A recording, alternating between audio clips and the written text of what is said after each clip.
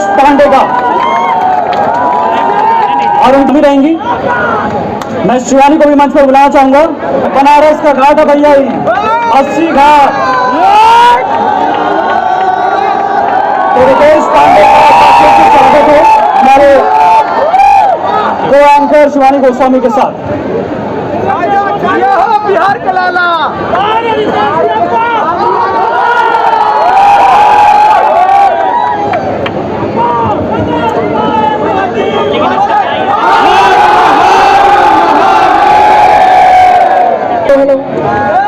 रितेश जी,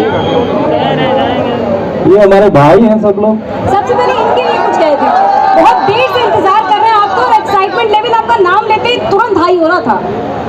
इनके लिए बस यही कहना चाहेंगे, दोनों हाथ उठाइए और बोलेंगे ओम नमः पार्वती माताए हर हर महादेव। क्या बात है रितेश जी, क्या बात है। अच्छा, आपको सब एक एक्टर और एक सिंगर जानते हैं, जी। लेकिन आपके पिताजी चाहते थे कि आप डॉक्टर बन जाएं, क्या ये बात सच है?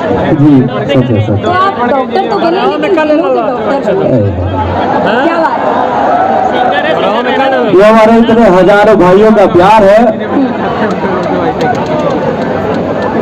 और सबसे जो पिताजी आप बोले कि चाहते थे कि डॉक्टर बन जाओ, लेकिन जब हमने अपने मन की बात उन्हें बताई तो सबसे ज्यादा सपोर्ट भी उन्होंने नहीं किया हमें।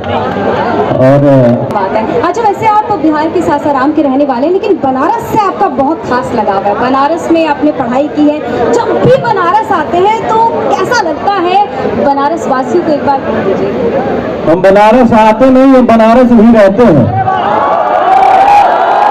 और बनारस हमारे रग रग में है।